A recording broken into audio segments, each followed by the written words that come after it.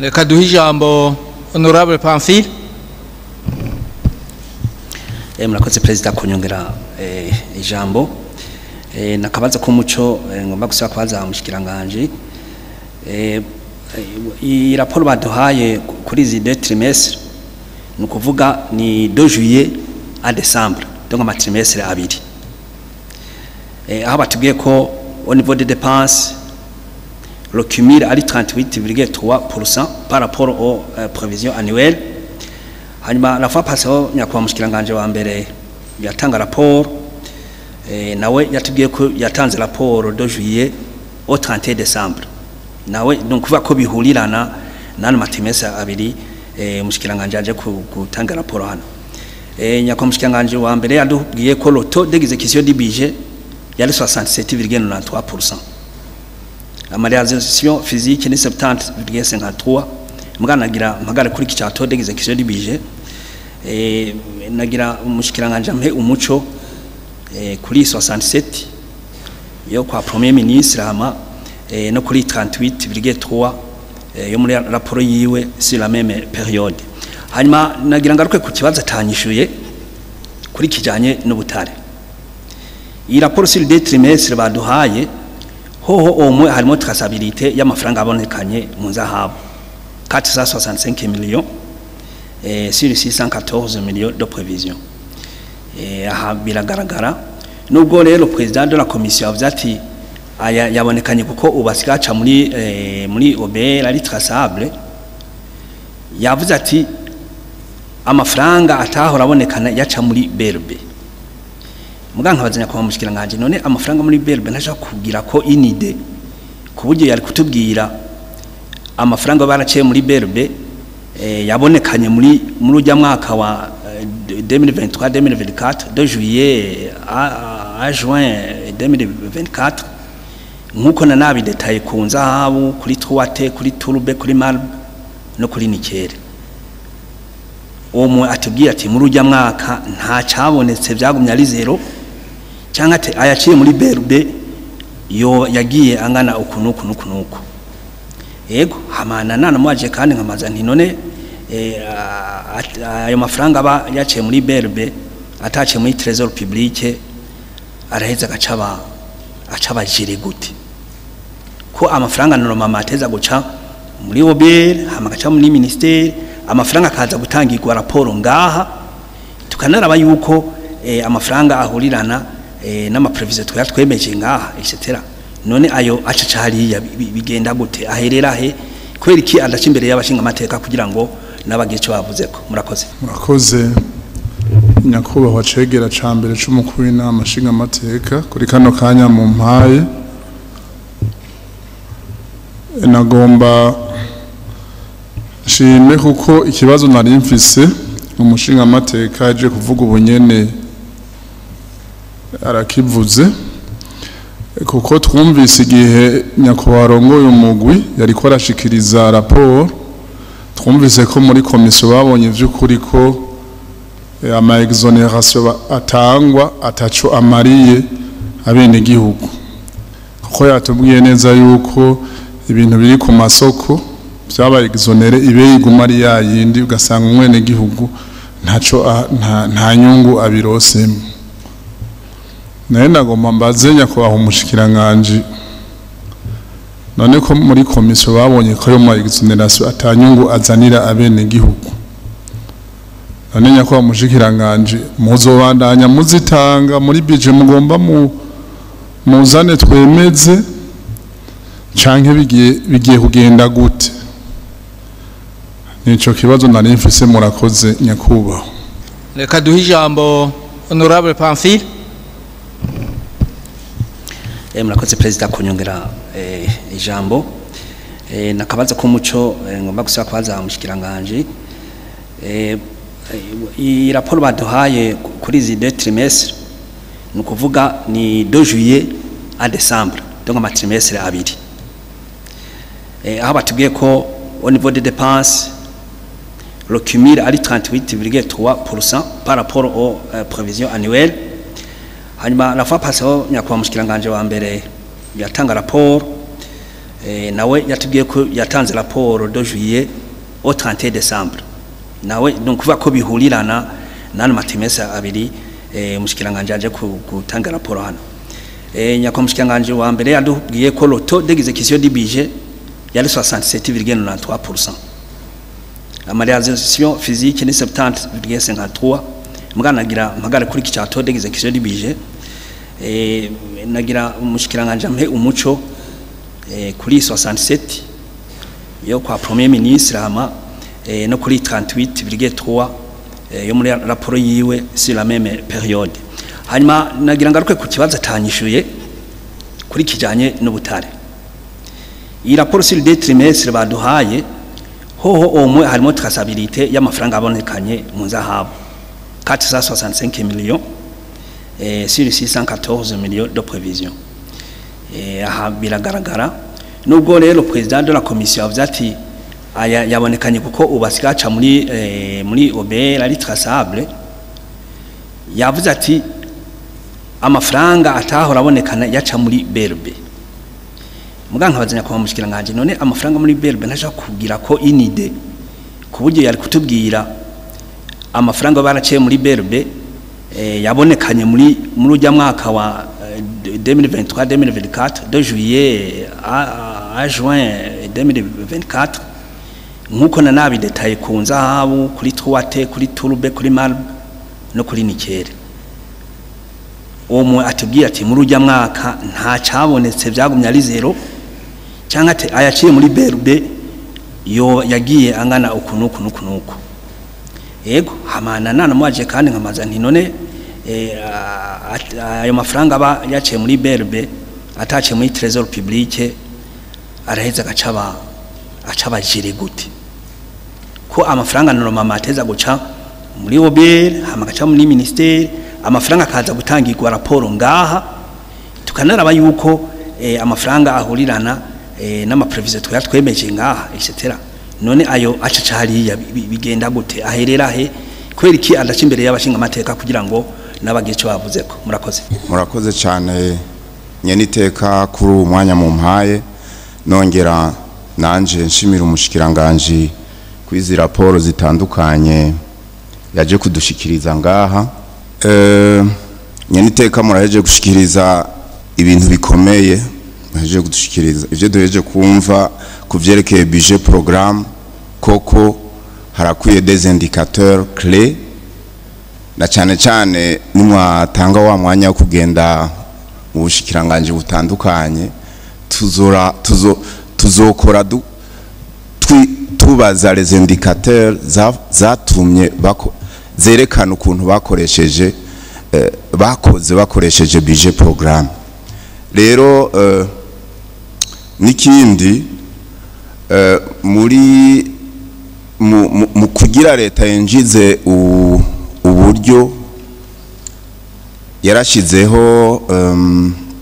kaka machine bita rimwe na rimwe machine de facturation électronique canke appareil de collecte électronique des recettes barakise kandi système de caisse fiscalisée barakita kandi caisse enregistreuse électronique connectée à l'OBR. Ako kantu rero kanyuma nagomba ndagashimikire ko nongera nsaba umushikiranganje kubera abariko baratumviriza ari benshi cyane abadandaza ico kintu agishimikireko uriko uragenda mu masosiyete amwe canke mu ma alimentation mu ma restaurant manini barakoresha utwo tumashini. Rero iyo uguze ikintu canke iyo ufashe ikintu ugihejeje ugasaba facture hamwe kuri bamwe menguri kuragorana usabye facture kugira bakoreshe kajya kamashini usanga umenga uri kurabagora. Rero uravye ukuntu bakise ucumenga abakozi bo muri OBR baguma hajya mu biro nukuvuga winjije amahera kuri kajya kamashini amahera yinjiye hariya muri obere baca babibona nukuvuga abakozi bo muri obere ucumenga ntibasubira kuja kuri terrain je nagomba mbaze système donc les indicateurs la capacité zituma OBR imenya koko uburyo bwinjiye muri leta bigenda gute ko ibi bintu vya digitalisation ntibiratwinjiramo neza kandi no mu migenzo y'iwacu kenshi umuntu aguze ikintu canke akagifungurira ngaho gusaba facture ico kintu kiguze uca witahira udasabye facture hanyuma urya nawe ariko aradandaza ucumenga nta na kimwe cabaye rero nagomba kubaza la capacité en matière d'évaluation d'utilisation de ces machines enregistreuses y'ama facture bigenda gute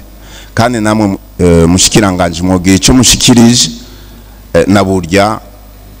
abadukoresha benshi bariko baratwumviriza murakoze cyane nyene iteka iki kibazo umwubahwa honorable Marayika arakunda kukibaza cyane kumbure twagomba kumusaba yuko umengo n'ubuheze twarabisiguye izi 10% zavugwa muri loi organique relative aux finances publiques ya kera tutaraja muri budget programme ubu le transfert urashobora no kugira amahera ukayaheza yose akarenga izi 10%. Ubu la loi murayiraba muri loi organique relative aux finances publiques ivuga yuko utarenza 10% di programme. Urya ro 10% di programme ni nini kuko 10% di programme iba irimo ama activité menshi cyane. Haba harimo déjà les actions hakajamo na ma activité. Iyi article yo yarahindutse kera niko yari imeze iyi 10% niyo bavuga mugabo bavuga 10% de la ligne budgétaire mugabo bavuga 10% du programme du budget du programme nuwo muco nagomba gutanga kumbure kibazo ntikizosubira kugaruka umuco ngira ngo umubaho honorable Marayika arawumvise kuri iki naco c'indege ngira ngo ni novuga n'ingingo izohe zigafatwa twumvise intererano n'ivyifuzo tuzoheza tugenda tubishikirize muri leta mugabo kugukogwa nuko ari amategeko ariko ameze indege iguma itegeza kwamirikira aba entreteni shakane niyo yobita ariko inovuga iraguruka mugabo murabizi ko ariko bimeze ejo canke hirya yejo harashobora gufatwa yindi ngingo ni ivyiyumviro mwatanze tuzoheza tugende tubishikirize muri leta hanyuma leta ngirango izoheza igire ico ifashe novuga rero muri rusangi nyeniteka mu bibazo twari twabajijwe nibi ndetse twagerageje gutanga umuco naho twoba kumbure tutawutanze neza abubahwa bari babajije batubabarire mugabo turacari ngaha kugira tubandanye dutanga umuco murakoze nyeniteka murakoze kwa mushikiranganje reka ndabongerere ko ari ibyo namye numva bavuga bati ibintu bijanye n'ama evaluation bijanye n'ama matière de performance kuriya uko mwagiye mubivuga harimo ibintu byinshi uko nagenda byumva ku giti canje evaluation yagiye gukara bariko barondera abategetsi bariko barondera ingene mu bushikiranganje butandukanye mu maserivisi atandukanye abakozi boshobora kugira igikorwa bakora kiboneka, kuko bamwe birirwa bicaye mugabo bagahembwa. Baba n'abashikiranganje nabo ntibatange le résultat escompté. Nibwo bavuze bati reka turabe une formule yoshobora gutuma haba pression, bashira pression ku bakozi kugira ngo bashobore kwerekana résultat. Icyo kintu d'évaluation de performance, abandi bati tuzoba turaba le résultat. Donc c'était des outils, ibyimviro, des outils bashaka kugira ngo badevelope bakoreshe kugira ngo barabe ingene bo kwensita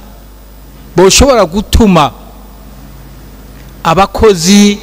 mu masektora atandukanye, amaserivisi y'aba ya leta y'aba privé n'iki, kugira ngo barabe ko bokongera umusaruro, ko bokongera umwimbu. Icyo ni cyambere. Iyo rero iyo idée de performance naho iratandukanye n'iyindi performance iyo muri budget programme. Performance yo muri budget programme ni ukuvuga ko ni ihagaze ku ma indicateur. Iyo performance ya mbere nari mvuze ndihagara ku ma indicateur, yari une mesure twovuga incitative, une mesure yari yafashe kugira ngo barabe ingene bo kwensita boshobora gusuguma amaserivisi abakora amaserivisi atandukanye ya leta cyangwa muri privé, kugira ngo barabe ingene bo kwerekana boshobora guteza imbere umwimbo, guteza imbere amaresultat ku kazi cyangwa mu maserivisi barimwo. Ariko iyo rero ntiyari ihagaze ku ma indicateur, n'ama indicateur ndabantu ntibari bayazi, ntiyanavugwa. Ariko aho bitandukanye muri budget programme, muri budget programme l'idée de performance, d'évaluation igenda ihagarara ku ma indicateur. Kandi natwe nico tugiye kuraba mu gihe kiri imbere, tumaze kumetriza neza budget programme. Ibi byose bagenda batubwira vy'amaraporo nibazongera kuza baduha ibiharuro nk'uko abiduha, yuko ndabibona tumaze kugenda dutera imbere, bazoza batwereka sur base des indicateurs iyi niyi mu madomene yose, batwereka bati twevalua l'évolution de l'indicateur, l'évolution y'akazurimwo sur base de l'indicateur. None tugende turaba iyo indicateur ingene glissa itera imbere dans le temps, igenda ije imbere kandi nazo bifatiye ku gikorwa. Ivyo nivyo bizaba nibi biharuro,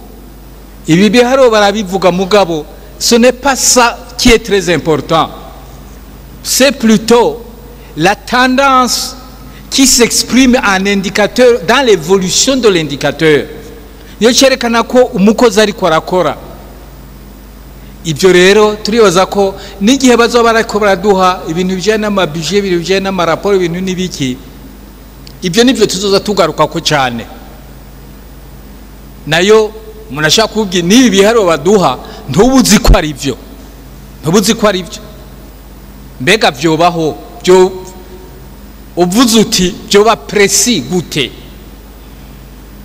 Eka kuko muri ibi tubona ibiharuro hariho bimwe batanatubwira, udashaka no kumenya n'ibyo ari byo, mugabo baragira une appréciation globale, bakavuga ati amahera yakoresheje ngaya, tukavyemera ko nta kundi byogenda, tukavyemera uko.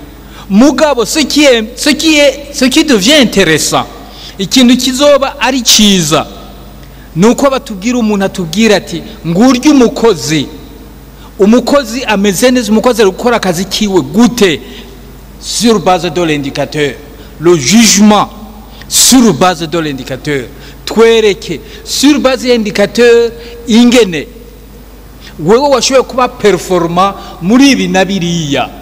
Donc sur base de l'indicateur twereke ingene wabaye performant, pa kuba performant ngo je ngo hariho amahera ngo nakonsomye, ngo je ngo hariho amahera ngo ntako oya, wewe uzobazo dusigura bati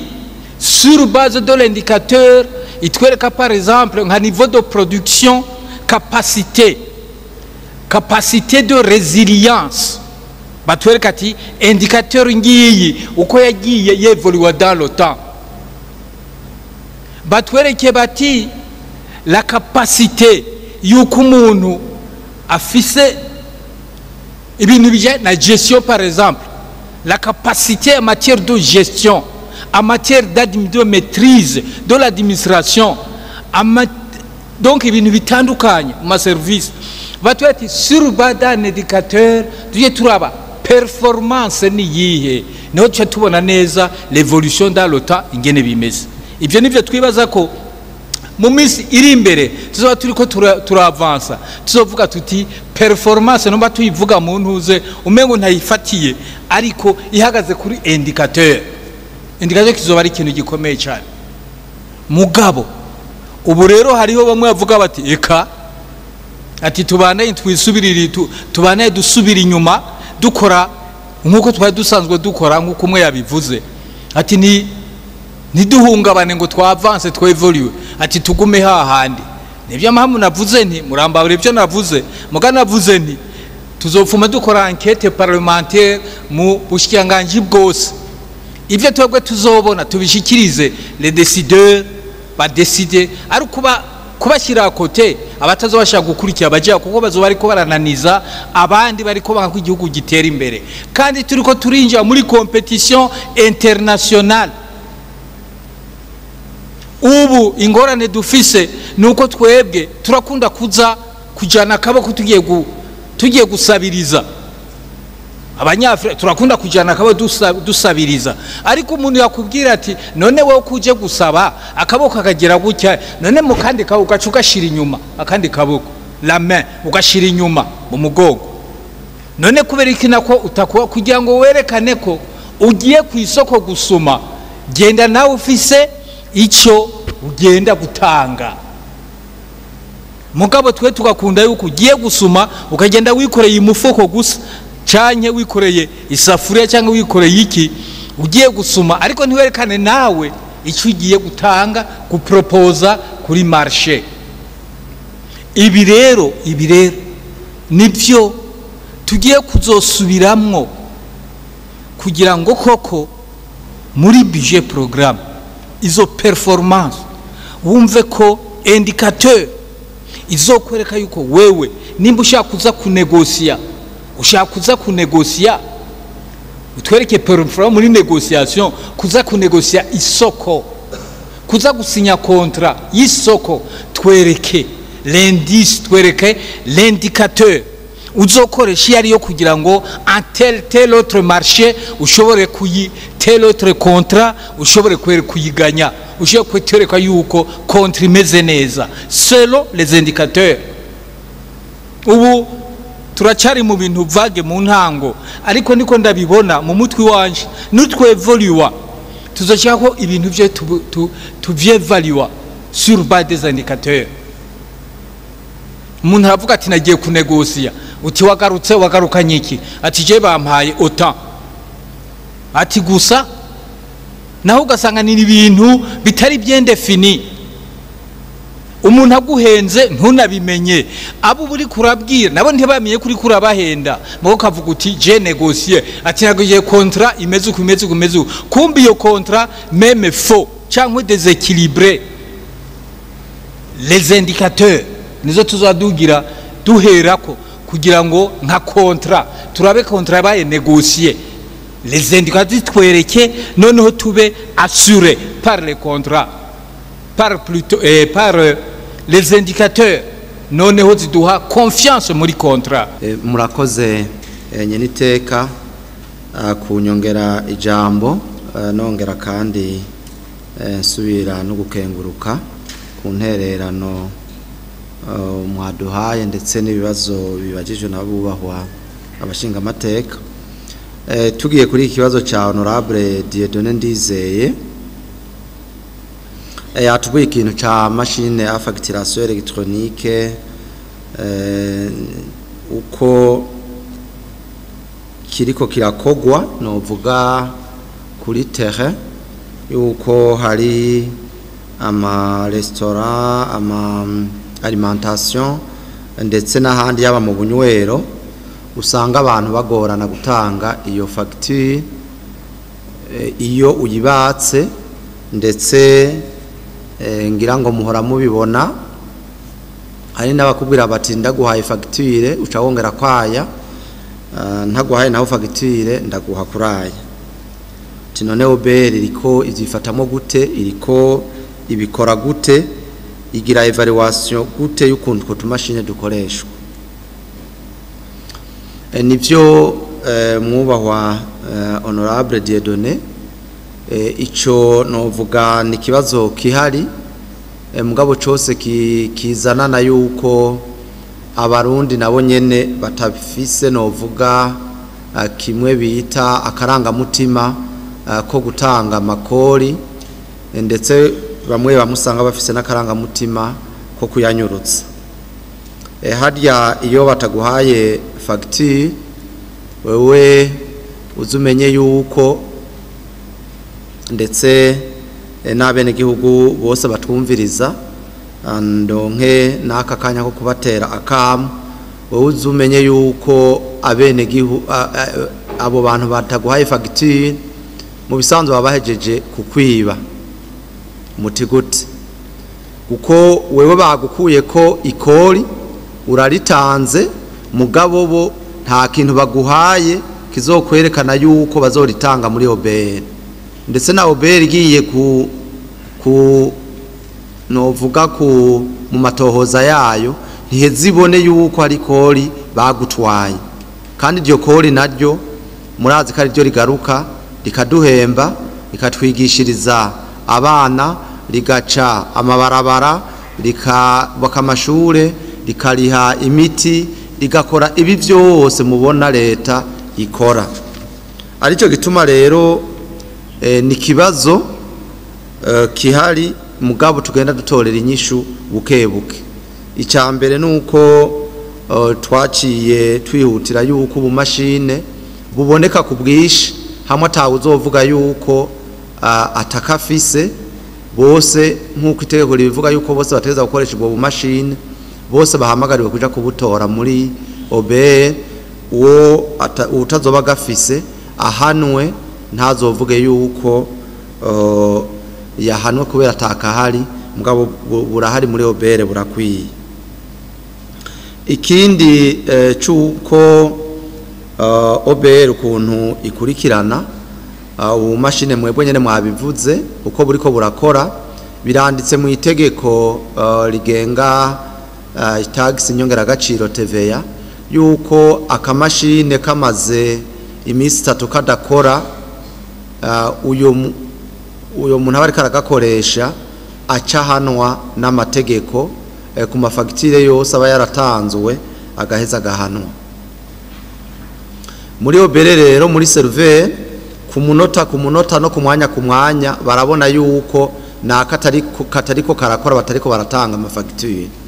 mugabo gusa harashobora gushika ukabona yuko umuntu amaze umwanya adatanga fagitire ukibaza ati mbega ntari karadandaza canke byagenze gute aho rero niho rimwe na rimwe bakunda novuga kuduciramwo ugasanga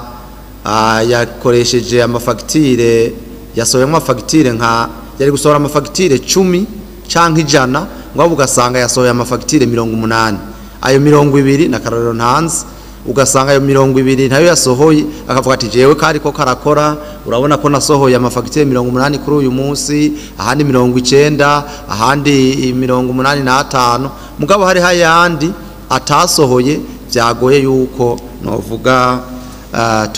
tubibona arico gituma haza haraba de visite surprise tukaraba yuko utwo tumashine koko turiko turakora canke yuko uwaguze umuguzi afise iyo facture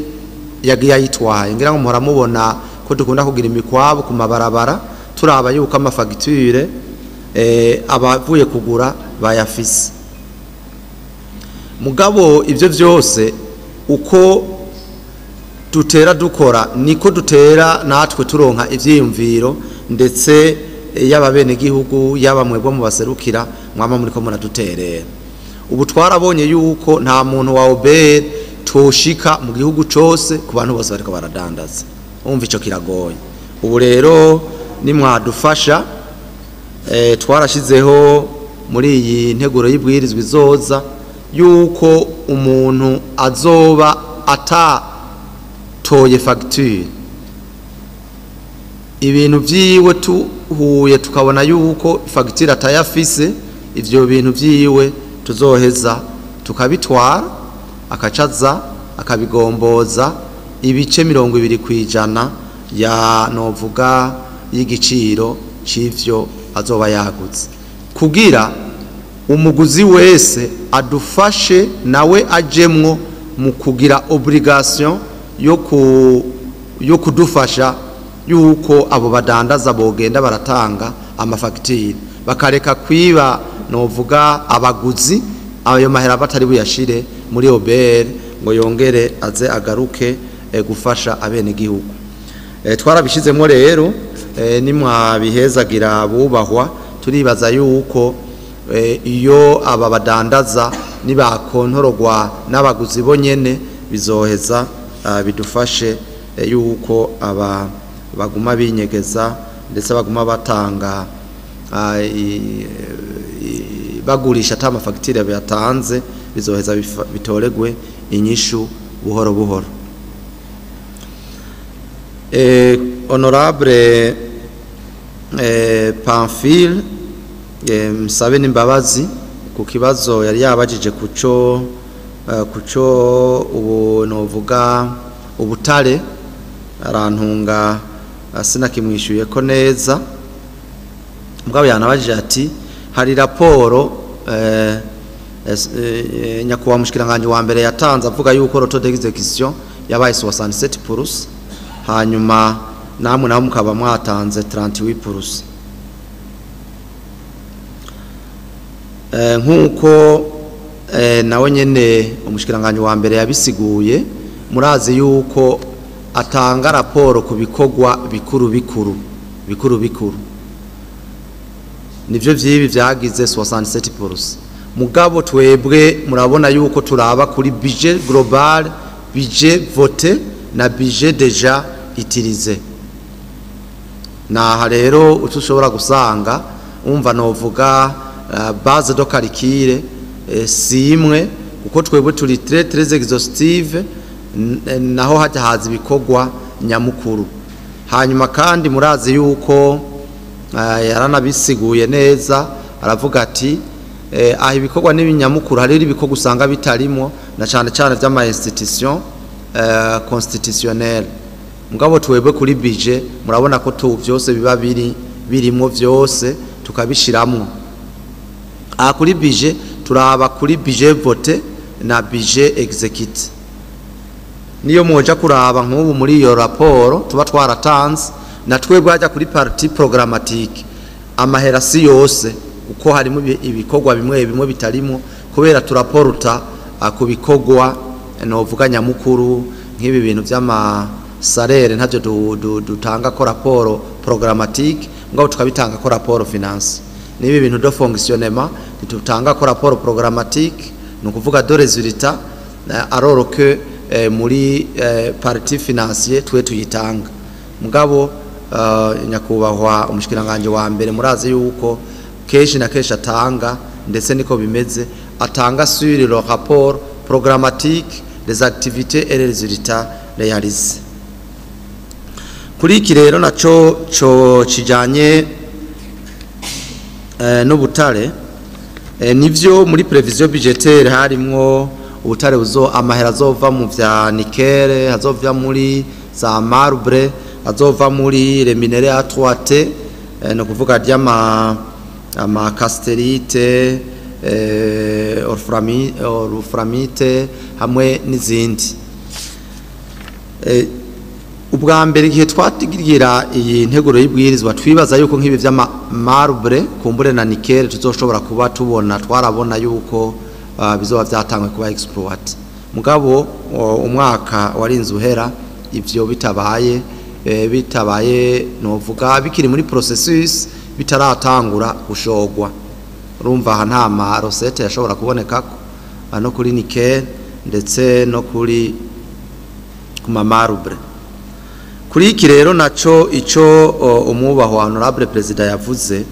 amahera mu bisanzwe aba ari kuri konte novuga do transit muri berube ataraza muri trésor public kugira ngo tuyakoreshe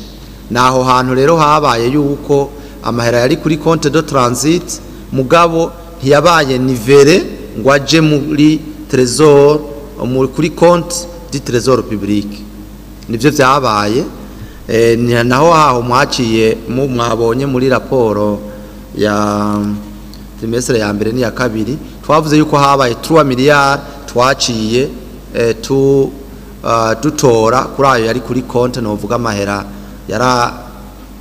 tuyita beaucoup plus mu gifaransa les comptes dormants ziba ziri kamahera mugabo ataza muri trésor public ngo tuyakoreshe umva muri berube hari amakonte menshi hariho iyo dukoresha nayava muri konte di trésor public yandi nayo abari ku makonte de transit arindiriye kuza mu kigega rusangi kuri tuyakoresha niyo nuwo muco na yahandi hoho biraboneka ahandi namahera wasanga nkuko yabivuze atabaye comptabilize neza mugabo yinjiye ugasanga bagize recette de minere mugabo bakaca baya ugasanga yavuye mu maminere bayashize muri recette kuri compte yitwa compte irya ya makariyeri ugasanga babifatanije ugasanga ari ay'amaminere yabaye comptabilize ku vy'amakariyeri ugasanga rero ntibibonetse neza muri izi raporo mugabo vyose ubu turiko turabikorera nk'ubu aya mahera ayo 3 miliyari n'ayandi azoca aboneka muri raporo ya 3e trimestre kuko ivyo vyakozwe nk'uko vyanditswe muri raporo mu kwezi kwa mbere mu kwezi kwa kabiri acaraja kuri compte du trésor public nuwo muco nagomba notanga kuri ivyo bibazo vyari vyabajijwe nongera mvuga yuko ngira ngo vuba muri iyi bije izoza nk'ivya nickel na marbre tutari sure yuko production izoba yamaze kuboneka ntituzoba turabishiramo bizovamo aha twari twabishizemo tubaza ngo bizoba byabonetse mugabo ntivyakunze ko biboneka murakoze nyakubahwa cegera ca mbere c'umukuru w'inama ashinga amateka muhagarariye bino bikogwa ku kanya mwari mwaduhaye bani bahezagiye ku kibazo ca honorable Nyandwi Bede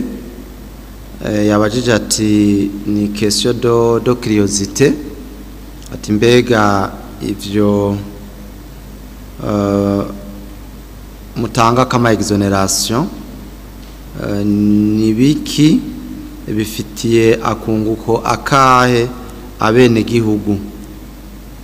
twabonye kayo ubu gushika ku mezi 6 tugeze kuri ku miliyari 56 atayo mahera ni menshi ati dukeneye kumenya ivyari vyo muba honorable Bede niba ngira ngo mwakurikiranye uko umukuru w'imugwi yabisiguye ndetse no muri iyi document birimo ni kuri page kuri rapport ni page 15 ama exoneration menshi amwe nk'ubu kuri loi de règlement mu ntunge yahubwo ni kuri rapport trimestriel hariho aya ma association sans but lucratif et les établissements privés harimo vyama financement extérieur ibi vyaya ma projet yose tuba dufitaniye amakontra n'aya mashirahamwe izi za Banque Mondiale za FIDA za BAD ayo yose ivyo yinjiza n'aya ma ONG yose biba biri exonere uko babaje gufasha bene gihugu ni hakunguko kari hakabamo nibi vy'umwavu navyo nyene biratwara amahera atari make hakabaho rero n'aba ba investisseur murazi ko hariho n'itegeko mwatoye rya code des investissements ijejwe gutanga ama exoneration utwunguko dutandukanye kugira koko haba aba investisseur benshi ekonomi y'igihugu iduge hariho rero n'ama exoneration aja ku miti ndetse no kuri kububahwa bamwe na mwebwe murimwo baba baronka ubwo burusho na rero agwiruko kandi tugiye kuraba neza arafisa kunguko katari gato cyane muri aya ma projet mugabaho umubahwa honorable president yavuze kandi na twebwe twavyemeranije ni cyane kuri aba ma exoneration aja kuba investisseur urasanga ntange nk'akarorero ndetse no mu mugwi nivyo batubwiye ugasanga ibati rivuye muri Kenya canke muri Tiriki canke fer à béton ivuye mu Buganda canke muri Kenya idafise exoneration ukaca usanga iyo ngaha nayo ifise exoneration nayo nyene ibiciro bigomba kwababa canke ndetse bigahakwa kungana urumva rero abatuba twahaye ama exoneration bategerezwa kugabanya ibiciro kugira umwene gihugu aronke akunguko mugabo urumva ko rimwe na rimwe baca bikika mukiza ugasanga nabo bagiye gukurikira vya biciro by'abantu batari numva bataronse ubwo burusho ari naco gituma turiko turiyumvira nkuko umukuru w'umugu yabivuze ndetse ni recommandation mwaduhaye dukwiye kugira icigwa mu mapiste ya mbere tukaraba yuko ibiciro bimwe vyoba novuga vyotunganywa neza na cyane kuri ivyo vya exoneration bikaba nka kujya kwa Bralud tuvuga duti nturenzaya kumbure n'ivyo bindi aho bishoboka tukavuga duti nturenzaya nk'ibi vyabuse ko ati nturenzaya ivyo rero bizaheza bikaza bifasha bikaza biramira abene gihugu mu mutahe leta iba yashizemwo à travers les exonérations n'uyo muco notanga honorable Leonidas nawe avuga ati none tuzobananya tuyatanga umva kubana tuyatanga si kibazo ahubwo ni vyiza guko tutayatanze les investissements ziza muri secteur économique zogabanuka nukuyatanga ahubwo tukongera tukagira control tugafata nayo ma strategy yuko umwene gihugu koko aheza akaronka kunguko kuri ayo mahera leta iba yamutangiye nico noheza nkavuga nongera nshima ku ntererano mwaduhaye murakoze nyakubahwa cegera ca mbere cy'umukuru w'inama nshinga amateka